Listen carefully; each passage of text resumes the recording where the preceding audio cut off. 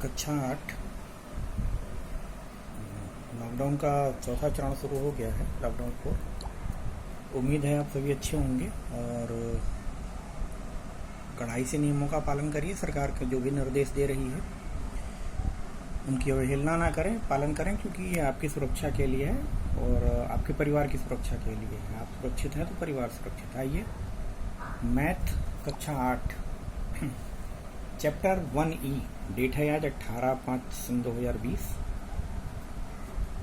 पहला है, कह रहा है निम्नलिखित कथनों में से सत्य कथन चुनिए। जो कथन है उनमें से आपको सत्य कथन का चुनाव करना है।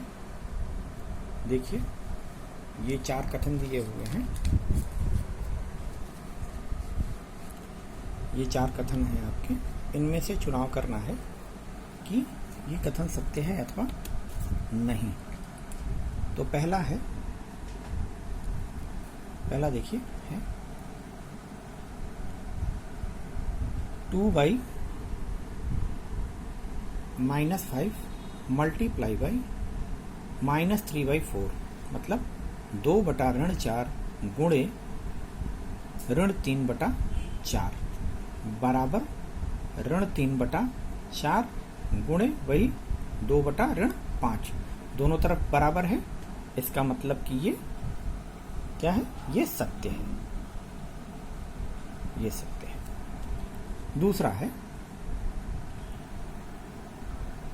-2/3 मल्टीप्लाई बाई 1/3। देखिए, ये 1/3 multiply -2/7 equal to -2/3 multiply by 1/3 multiply -2/7। दोनों तरफ बराबर हैं, इसलिए यह भी सत्य है। क्या है? दूसरा वाला भी आपका सत्य है। चाहे सत्य है लिखिए, चाहे सही का निशान लगाइए, बात एक ही होगी। तीसरा है 3/4 और ऋण 5/7, मतलब 3/4 एंड -5/7 का गुणनफल परिमेय संख्या नहीं है। ये दोनों परिमेय संख्याएं हैं। 3/4 एक परिमेय संख्या है और ऋण 5/7 भी एक परिमेय संख्या है, इसलिए इनका गुणनफल परिमेय संख्या ही होगा। किसी भी कीमत पे ये ऐसा नहीं होगा कि ये परिमेय संख्या नहीं होगी। इसलिए यह कथन क्या है? यह कथन आपका असत्य है। चौथा, पहले का चौथा है 7/-8 plus -5/6 multiply 3/4 equal to 7/-8 multiply by 3/4 plus -5/6 multiply 3/4। यहाँ पर परिमेय संख्या के वितरण प्रगुण के नियम का पालन किया है इसने। मतलब आप पहले से जानते हैं, आप लोगों ने कक्षा 6 में भी पढ़ा है, जब हम लोग लिखते थे संख्याओं को सरल रूप में लिखने का, जब घात के रूप में हम लोग लिखते थे, तो इस तरीके का प्रश्न आप लोगों ने हल किया है। 7/-8 मतलब 7/8 धन ऋण 5/6 गुणे 3/4। इस 3/4 का गुणा एक बार इसमें किया गया और 3/4 का गुणा एक बार इसमें किया गया है। इसलिए ये कथन यहाँ पे उसी चीज को विस्तृत रूप में लिख दिया है, इसलिए ये कथन भी सत्य है। अब दूसरा प्रश्न आता है आपका, निम्नांकित कथनों को गुणा की क्रिया करके सत्यापित कीजिए। निम्नांकित कथनों को गुणा की क्रिया करके सत्यापित करना है। पहला है आपका 2/7 मल्टीप्लाई बाई, ब्रैकेट में है, कोष्टक में, -11/8 मतलब ऋण 11/8 बराबर, दूसरे साइड में भी वही है, ब्रैकेट में दिया हुआ है, -8/8 मल्टीप्लाई बाई 7/2/7। दोनों पक्ष बराबर हैं, दायां पक्ष बराबर बायां पक्ष, उस तरीके से निकालेंगे। दूसरा है देखिए -8/9 multiply by 15/17 equal to 15/17 multiply by -8/9। ये भी वही दायां पक्ष बराबर बायां पक्ष, दो ही पद हैं, इसलिए ये दोनों आप कर सकते हैं। तीसरा जो प्रश्न है आपका वो देखिए,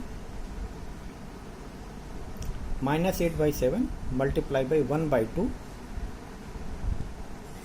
गुणे कोष्टक में है ऋण 4/3 बराबर ऋण 8/7 गुणे 1/2 गुणे ऋण 4/3। मतलब यहाँ पर 8/7 बाहर है, यहाँ 8/7 अंदर है। ये भी वही दायां पक्ष बराबर बायां पक्ष। क्योंकि सवाल ये बड़ा है, इसको हम हल कर दे रहे हैं। आइए हल करते हैं।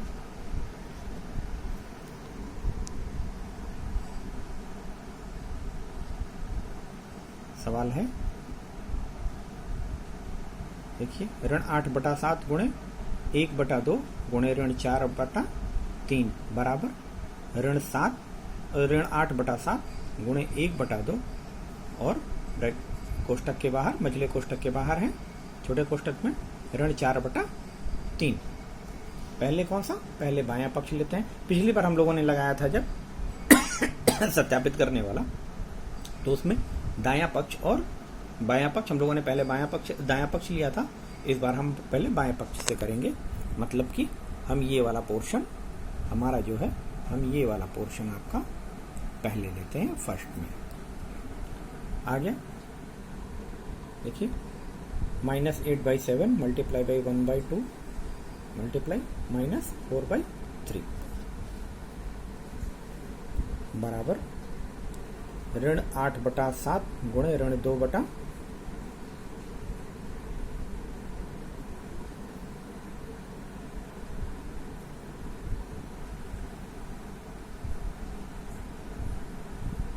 ऋण 2/3 कैसे आया, इसने यहां से इसको काट दिया 2 और एक ने इसको 3 को काटा तो 3, तो ऋण 2/3 आपका आ गया।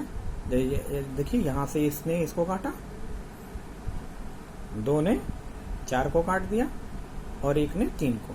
मान ऋणात्मक है तो ऋण 2 ही हुआ यहाँ पे 2/3। इन दोनों का गुणा हो गया, 8 दूनी 16, ऋण धन हो गया और 7 त्रिक 21 हो गया यहाँ पे। ये आपका बायां पक्ष हो गया। इसी प्रकार से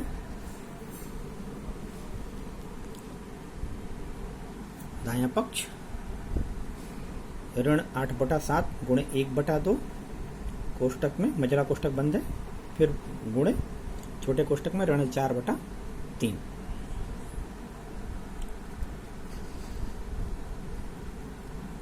ले लेंगे। वही काम करेंगे। यहाँ देखिए, यहाँ इसने इसको काट दिया 2, एक ने इसको किया 7, मतलब ये 4 हो गया, 4 दूनी 8 होता है, ऋण 4/7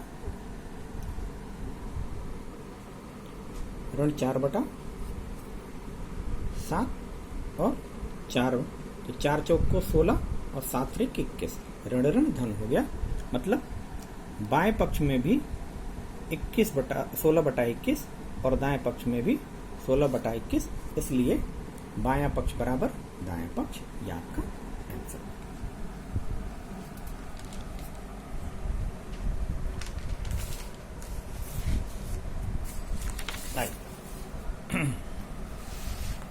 कह रहा रिक्त स्थानों की पूर्ति कीजिए। प्रगुण के नियमों का पालन करके आपको रिक्त स्थानों की पूर्ति करनी है।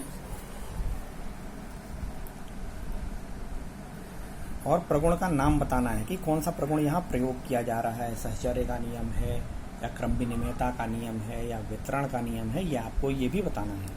ये नहीं है कि केवल रिक्त स्थानों की पूर्ति कर दी आपने। इसमें एक ही प्रश्न में 2 सवाल पूछ रहे हैं। पहले तो कह रहा है कि रिक्त स्थानों की पूर्ति कीजिए और फिर कह रहा है कि प्रगुण के नियम भी लिखिए।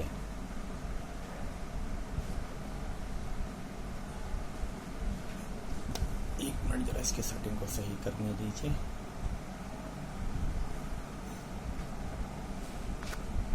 लाइट टीम है आज।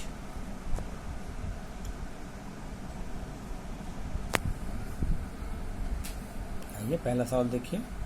पहले में 2/11 गुणे जगह खाली है बराबर ऋण 3/7 गुणे 2/11। दायां पक्ष बराबर बायां पक्ष आप जानते हैं कि अगर दोनों पक्ष बराबर हैं तो फिर कौन सा वहाँ लिखा जाएगा। इसमें भी वही चीज़ है, ऋण 11/3 गुणे 2/3 गुणे 3/2 बराबर ऋण 11/3 गुणे 2/3। और कौन सा गायब है ये आपको दिख ही रहा है।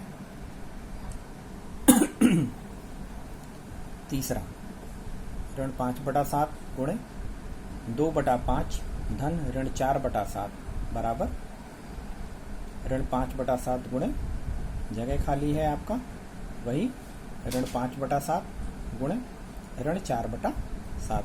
ध्यान रहे ये 5/7 है, ये इसको ध्यान रखिएगा कि ये 5/7 लिखा हुआ है। ठीक है, आइए हल करते हैं। पहला 2/11 गुणे ऋण 3/7। देखिए खाली ये जो जगह खाली थी वहाँ पे यही ऋण 3/7 क्योंकि दायां पक्ष बराबर बायां पक्ष। और यहाँ तो वो ऊपर वाला ही ये वाला पोर्शन ही यहाँ उतर जाएगा। ये जो है ये क्रम विनिमयता के नियम का पालन करता है, क्रम विनिमयता का प्रगुण है ये।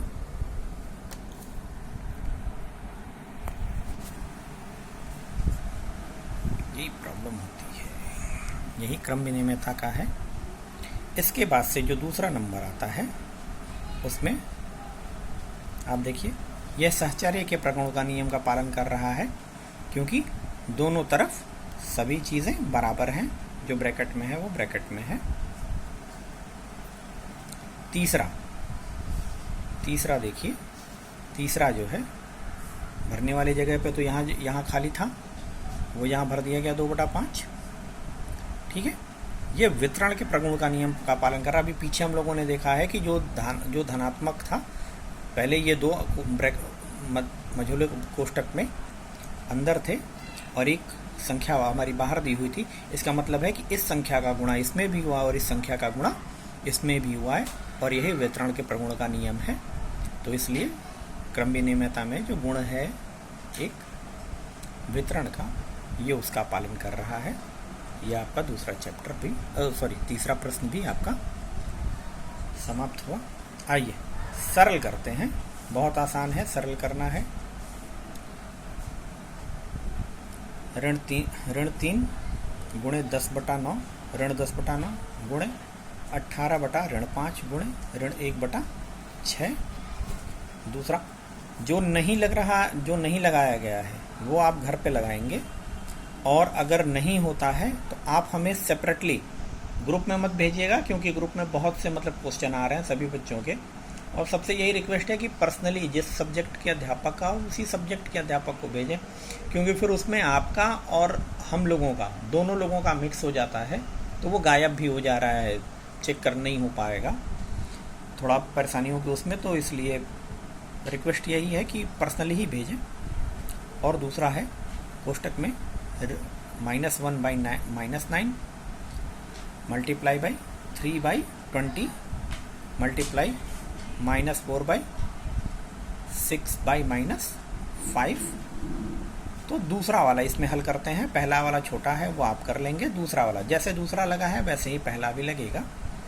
आइए देखिए -1/9 मल्टीप्लाई बाई 3/20 मल्टीप्लाई -4 मल्टीप्लाई 6/-5।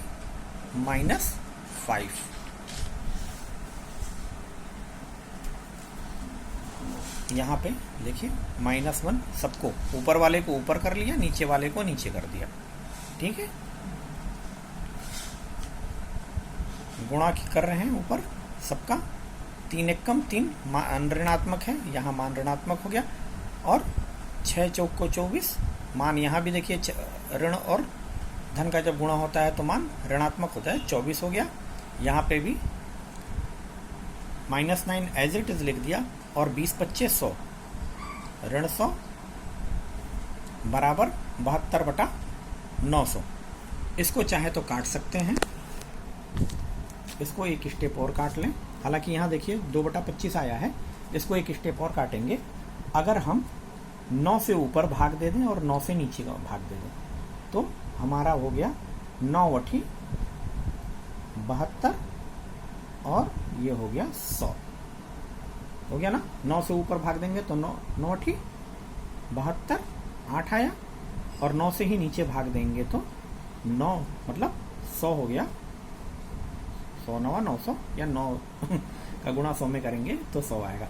अब जो है ये 4 से कट गया, 4 से ऊपर कट गया तो आपका 4 × 8 हो गया, और ये 4 से ही नीचे कट गया, 25 × 4 = 100, मतलब 2/25 ये आपका आंसर आ गया।